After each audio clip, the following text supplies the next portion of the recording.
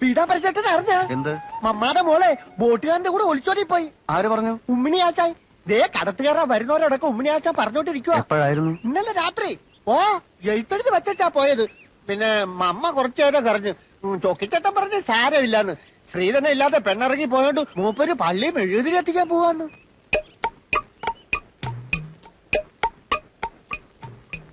പിന്നെ ഇന്നലെ ഞാൻ വേറൊരു വിവരം അറിഞ്ഞു. അന്ന് പീതാംബരം ചേട്ടനെ തല്ലിയതാരാണെന്ന് അറിയാമോ? നമ്മളെ ചോക്കിയും ഉമ്മിണിയാശാനും കൂടെ അന്ന്. നിനക്കെന്താ പ്രാന്ത് പിടിച്ചു? സത്യം.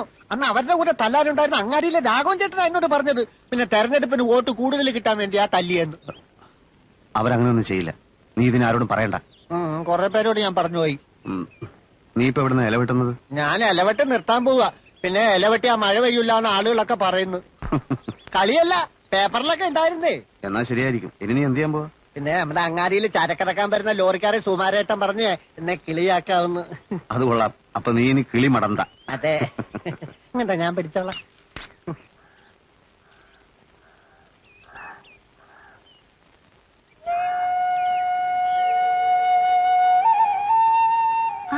ഇതെന്താ ഇവിടെ? ഇന്ദു അന്ന് പറഞ്ഞില്ലേ സിന്ധുവിന് അച്ഛനൊരു ആലോചന നടത്തിയെന്ന്. ഞാനൊന്ന് വേണ്ടെന്ന് പറഞ്ഞെങ്കിലും പിന്നീട് ആലോചിച്ചപ്പോ കൊള്ളാവുന്നതാണെന്ന് തോന്നി. ഓ, അതാണോ കാര്യം? അല്ല, ഇത് സീരിയസ് ആയിട്ട് എടുക്കണം. ഞാൻ അച്ഛനോട് പറയാം. പിന്നെ സ്ത്രീധനക്കാരിയൊക്കെ നിങ്ങൾ നേരിട്ട് സംസാരിച്ചോണേ. എനിക്ക് കമ്മീഷനൊന്നും വേണ്ട. ആ പിന്നെ ആ ചെലവ് നടത്തിയിട്ടില്ല. ഏത്?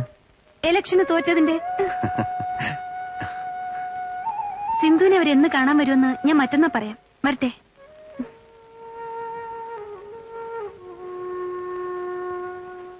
ജാതക ഉത്തമം.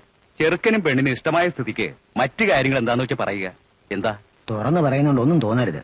സ്ത്രീധനമായിട്ട് ഒന്നും തരാനില്ല. ഈ വസ്തുവിന്റെ ഒരു ഓഹരി അവൾ കൂടി അവകാശപ്പെട്ടതാ. ഇപ്പോഴത്തെ സ്ഥിതിക്ക് അത് തരാനേ നിവൃത്തിയുള്ളൂ. സ്ത്രീധനമൊന്നും ഞങ്ങൾ ചോദിച്ചില്ലല്ലോ. എന്നാലും ഞങ്ങളത് പറയണമല്ലോ. വാസുദേവന് ചെറുതാണെങ്കിലും ഉള്ളതൊരു സർക്കാർ ജോലിയാ. സ്ത്രീധനം വാങ്ങിച്ചുന്ന പേരുദോഷം വേണ്ട. വസ്തുവിന്റെ ഓഹരി പെൺകുട്ടിക്ക് അവകാശപ്പെട്ടതായതുകൊണ്ട് അത് വേണ്ടെന്ന് പറയുന്നില്ല. എത്ര സെന്റാ കൊടുക്കുകയെന്ന് വെച്ചാ കല്യാണത്തിന് മുമ്പ് പെണ്ണിന്റെ പേരിൽ അങ്ങ് എഴുതി വെക്കുക. എന്താ? അങ്ങനെ ചെയ്യാം. എത്ര ഇടത്തുനിന്ന് പെണ്ണ് നോക്കിയതാ. അതൊന്നും ഉറക്കാതെ പോയത് വലിയിടത്തുനിന്ന് ഒരു ബന്ധം വിധിച്ചിരുന്നതുകൊണ്ടാ. വിധിച്ചതിലേ നടക്കൂ. ഇനി ഇപ്പൊ അവന് താഴെയുള്ള പെണ്ണിന്റെ കാര്യവും നടക്കും. ആ കുട്ടിക്ക് ഇപ്പൊ എത്ര വയസ്സായി? സുമയ്ക്ക് ഈ മേടത്തിൽ 25 വയസ്സ് തികഞ്ഞു. ആ, ഇനി ഇരിക്കുന്നില്ല. നിശ്ചയത്തിന്റെ സമയം കുറിച്ച് അറിയിക്കുക. എന്താ? ആയിക്കോട്ടെ. എന്നാ ഞങ്ങൾ ഇറങ്ങട്ടെ. ഓ,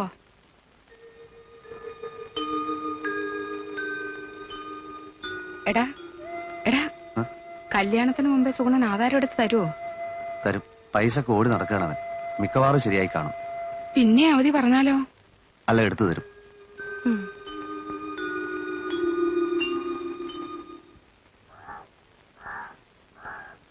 സുഗുണ, സുഗുണ. സുഗുണൻ ഇവിടെ ഇല്ലല്ലോ പീതാംബര. എവിടെ പോയി? ബോംബെക്ക്. ബോംബെക്ക്? ആ, അവന്റെ കുഞ്ഞമ്മയുടെ ഒരു കത്തുണ്ടായിരുന്നു. നാട്ടിൽ ഇങ്ങനെ തെണ്ടിത്തിരിഞ്ഞ് നടക്കണ്ട, അവിടെ ചെന്നാൽ ഒരു ജോലി തരപ്പെടുത്തി കൊടുക്കാമെന്ന് പറഞ്ഞു. പെട്ടെന്നായതുകൊണ്ട് നിന്നെ കണ്ട് യാത്ര ചോദിക്കാൻ പറ്റിയില്ല. ഒരു എഴുത്ത് തന്നെ ഏൽപ്പിച്ചിട്ട് നിനക്ക് തരാം.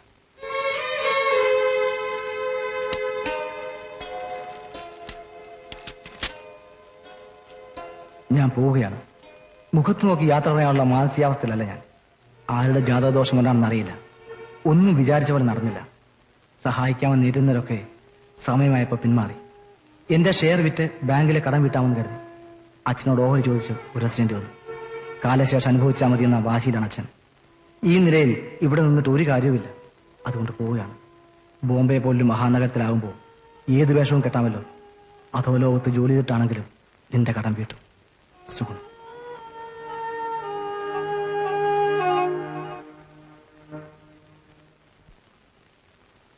ആളെ വിട്ട് വിളിപ്പിച്ചത് ഇനി ഞങ്ങൾക്ക് കാത്തിരിക്കാൻ പറ്റാത്തതുകൊണ്ടാ.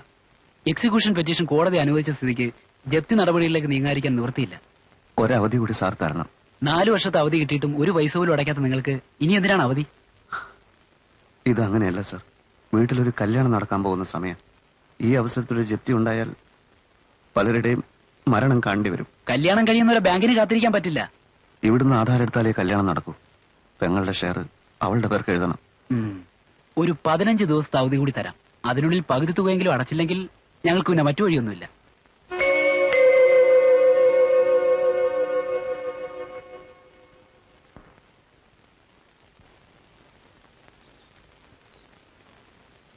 എങ്ങോട്ടാ കാലത്തെ കെട്ടിയൊരുങ്ങി? എന്റെ ഫ്രണ്ട്സ് ഒരു ഫാക്ടറി തുടങ്ങാൻ പോകുന്ന കാര്യം പറഞ്ഞിരുന്നില്ലേ? ജോലിക്കാരും മിക്കവാറും ശരിയാവാൻ സാധ്യതയുണ്ട്. ഞാൻ അവരെ കാണാൻ പോവാ ടൗണിലേക്ക്. ആഹാ, എന്റെ മോന് നല്ല ബുദ്ധി വന്നു തോന്നുന്നു. ആ കുമാരൻ 2 തവണയായി നിന്നെ കാണണമെന്ന് പറഞ്ഞ ആള് പറഞ്ഞു. തീരെ വയ്യാൻ തോന്നുന്നു. നീ പോകുമ്പോ അതിലൊന്ന് കയറി വെച്ചു പോ. കല്യാണ കാര്യങ്ങൾ ചോദിക്കാനാവും. തിരിച്ചു വരുമ്പോ അവിടെ പോവാം.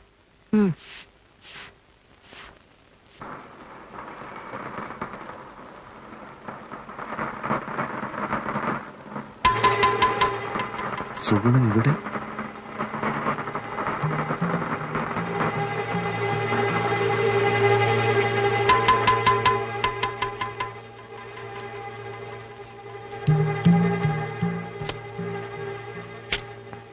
ആരെ കാണാനാ?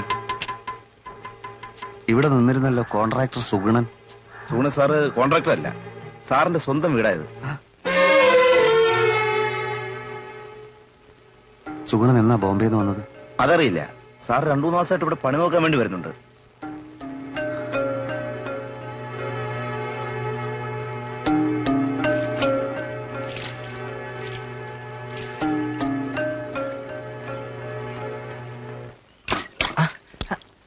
പീതാംബരനോ? നീ ഇവിടെ? ഞാൻ ഇതുവഴി പോയപ്പോ കണ്ടതാ. നീ എന്നാ ബോംബെന്ന് വന്നത്? മിനിങ്ങാന്ന്. വർക്ക് പൂർത്തിയാകുന്നത് കെട്ടിടമായത്. ഇതിന്റെ ഉടമസ്ഥനെ ഞാൻ ബോംബെ ദാദർ വെച്ച് പരിചയപ്പെട്ടു. എനിക്ക് കോൺട്രാക്ട് പണി ഉണ്ടായിരുന്നു പറഞ്ഞപ്പോ ഈ വീടൊന്ന് കംപ്ലീറ്റ് ചെയ്താൻ പറഞ്ഞു. ഇന്ന് രാത്രി ഞാൻ നിന്നെ കാണാൻ വരാനിരിക്കായിരുന്നു. ആ പിന്നെ എന്തൊക്കെ ഉണ്ടോ വിശേഷങ്ങൾ? സിന്ധുവിന്റെ വിവാഹം ഉറപ്പിച്ചു. ഓഹോ, എന്നാ? അടുത്ത മാസം 10-ാം തീയതി. ആ അതേതായാലും നന്നായി. പക്ഷെ ആധാരം എടുക്കാതെ കല്യാണം നടക്കില്ല. സിന്ധുവിന്റെ ഷെയർ അവളുടെ പേർക്ക് എഴുതണം. നമുക്ക് വഴി ഉണ്ടാക്കാം. എങ്ങനെ? എന്തെങ്കിലും വഴി ഉണ്ടാക്കാവുന്നേ. ഞാൻ അമ്മയോടൊന്ന് പറയണം. ഈ പണിയുടെ ബില്ല് മാറിയ ഉടനെ ആധാരം എടുത്ത് വീട്ടിൽ കൊണ്ടുവരാന്ന് പറ. ഈ പണിയുടെ ബില്ല് എവിടുന്നാ മാറേണ്ടത്? ബോംബെന്ന്.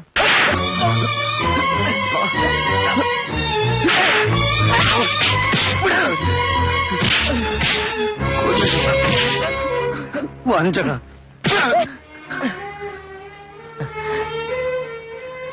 നീ എന്നോട് ഇങ്ങനെ ചെയ്യുമെന്ന് ഞാൻ വിചാരിച്ചില്ലടാ.